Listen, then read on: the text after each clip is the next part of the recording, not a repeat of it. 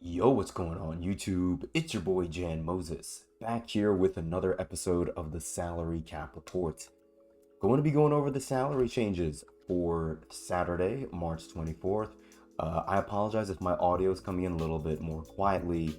My voice is pretty shot. Knicks unfortunately lose last night, but I went out to one of my favorite bars with a few of my good friends, and we had a great time even though they lost. You know, Indiana's a great team. It is what it is. Series not over, but down 2-0, losing both at home is obviously rough. So my voice is shot because of that, and my girlfriend's currently sleeping. So trying to be somewhat courteous to her while also trying to get this video out for you guys. We just played my first salary cap game of this round here, round one in season 7. And the only reason I wanted to show you guys the box score is because of how crazy this game was. I wish I recorded it. Joakim Noah led my team in scoring, and if you're wondering why he only played 3 minutes, he got hurt. I think like on a rebound attempt, collapsed, and I could never get him back into the game, which really sucked because I have that dynamic duo with Corey Brewer still active with this squad, and my opponent had Yao Ming, who, I mean, we ended up holding him to 8 points on 7 shot attempts.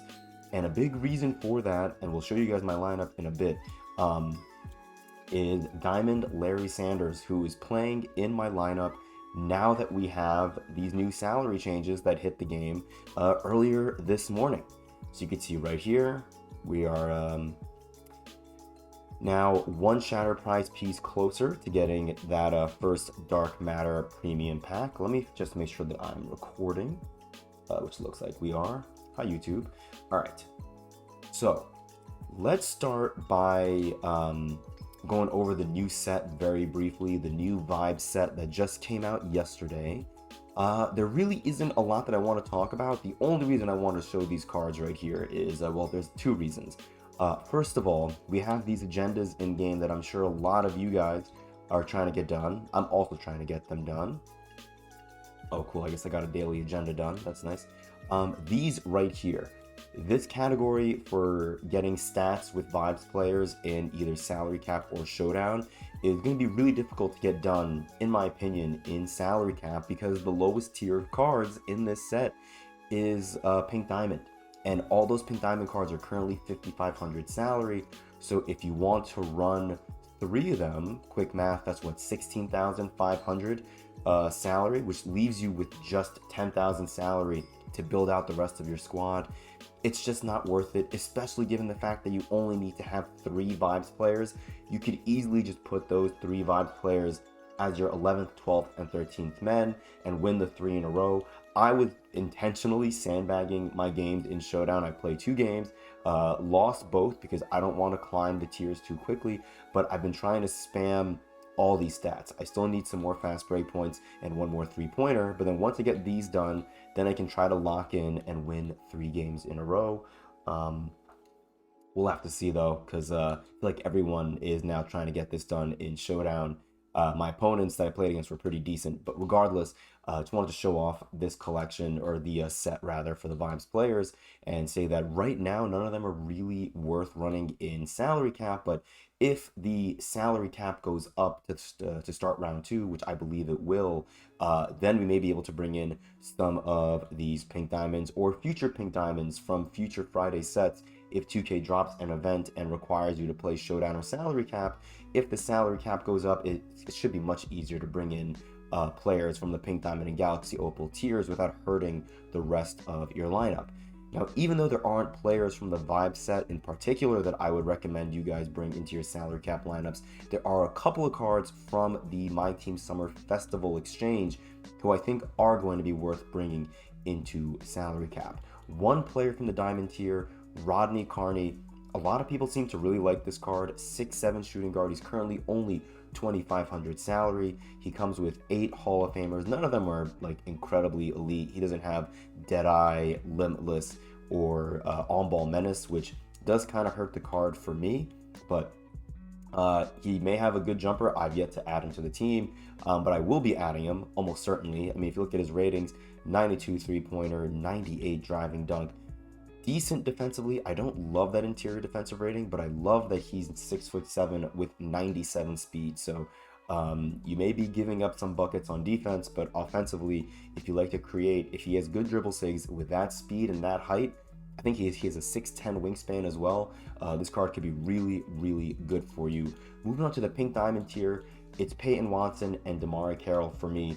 Both of these cards look to be really exciting. Peyton Watson, also 6'7" at shooting guard, but he has many more badges that I like that are Hall of Fame. And I like his jump shot actually quite a bit. And he's pretty well-rounded defensively too, which is pretty good. Damari Carroll, really interested in this card. Wish he was shooting guard eligible. I believe he's small forward, power forward, which is a little rough. But Hall of Fame, Deadeye, Limitless, Challenger, Shifty, Lightning Launch, On-Ball Menace. This card has a number of the badges you want to see be in the Hall of Fame tier on Hall of Fame, which is great. He's going to be a great three-point shooter. He's going to be a great defender. I mean, just look at this man, 95 speed, 96 perimeter, 94 interior. This card's an absolute dog. He's the card that I'm strongly considering running in salary cap as my pink diamond of choice over Jabari Smith, who I'm currently running in salary cap. Last but not least, in the Opal tier, there's really only one card I want to talk about, and it's Tyrus Thomas.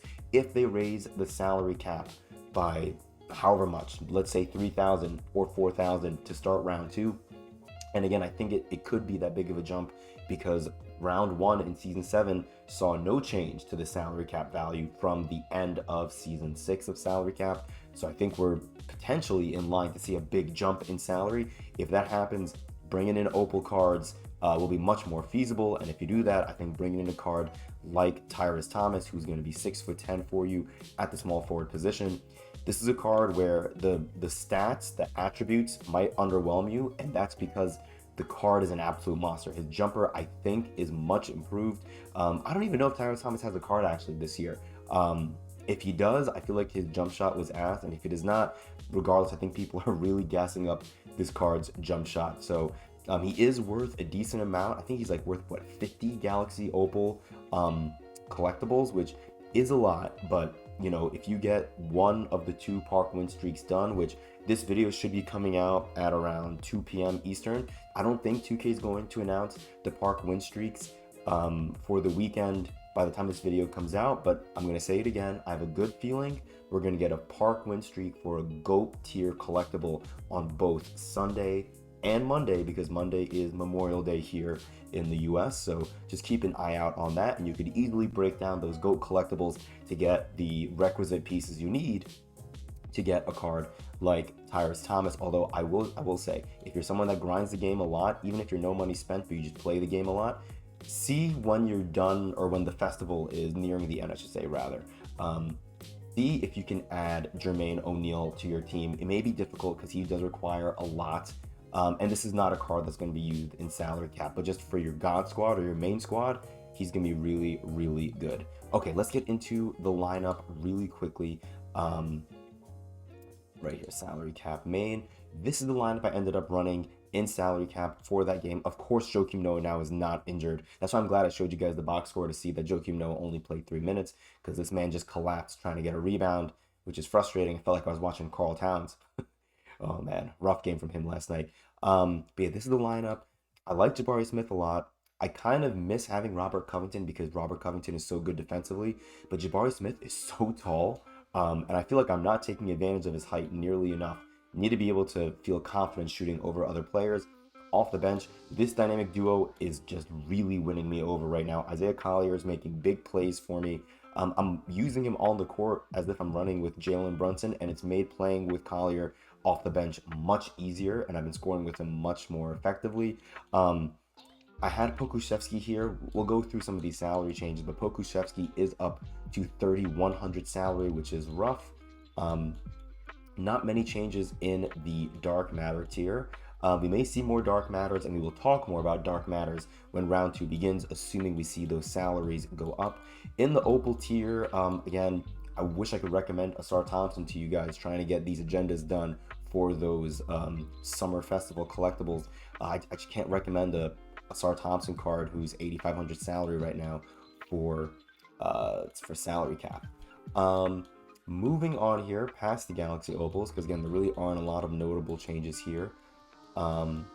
I do think a lot of the duos are down in salary, which is good. Like Hassan Whiteside, he might have been 10K a week or so ago. He's at 8K now, which is great. A number of these pink diamonds have randomly jumped up to 8K. Like Michael Finley, I thought he was at 5,000 or 6,300. He's now up.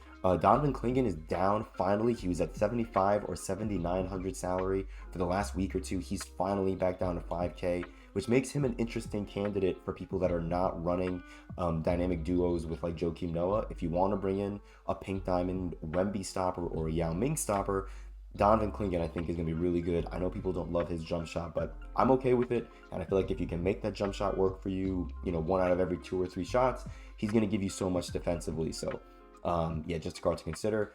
Ron Artest, another card up to 8,000 salary. The out of position cards are still down. We showed Jabari Smith earlier. All of his fellow out of position players are all down in salary still, which is great. Nick Collison up to 8K really sucks. Skylines cards are still at 8K. I believe they were at 8K on Tuesday. They're still at 8K. I think they're going to drop this upcoming Tuesday, hopefully. Robert Covington still at 5K. Same with Jonathan Bender, 2 of the most valuable pink diamond cards given the salary cap value. Same thing, I believe, for LeBron James, Michael Beasley, and Dr. J. All those cards are still at 5K salary, which is great. Yeah, I'm hoping I could bring in Wang Zhizhi at some point just because I love running with that card in salary cap. I don't know if there's anything else I want to touch on in the pink diamond tier.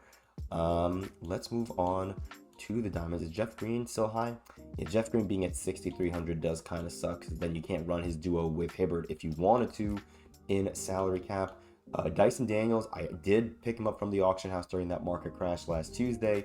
He's at 6,300. If he hits 5K, which I'm assuming he will at some point, that card becomes very interesting for me to consider, given how much I loved running Diamond at Dyson Daniels, but I would rather run a card like Anthony Black right now, who's at 5,000 salary, personally speaking. Okay, moving on here to the diamond tier. A number of these diamond cards have dropped in salary, and one thing I forgot to touch on in this video, but I did touch on it in yesterday's video. I'm not a big fan with the dynamic duos that 2K put in the game. For example, we have Sam Hauser and Baylor Shireman. They both go up to Dark Matters, but you can't modify their badges such that you get multiple legend badges out of it. With Isaiah Collier and Cody Williams, because they're in the Amethyst tier, you have a number of their badges that go up by more than 1 tier. And so if you have those badges on at least gold because of the duo boost, they'll go up to the Hall of Fame, or sorry, the legend tier, which is obviously really valuable if you believe that legend badges are actually really good. Yeah, a number of these diamonds are down at 2,000, so if there's a player you wanted to try out, like for me, it was Larry Sanders or even Jonas Valanciunas. They're both down to 2,000, so those are cards that you could consider. Nice to see James Posey at 2,000. He's a wing that I'm strongly considering bringing in. Diamond Dyson Daniels at 3,000 is a little rough. I was debating running the Adem Bona and Gershon Yabusele duo, but as long as Bona's at 2,500, I don't want to run him, and I think Adem Bona is only 6'10", which is pretty rough. Dude, Josh Hart's back up to 5K, which is hilarious to me.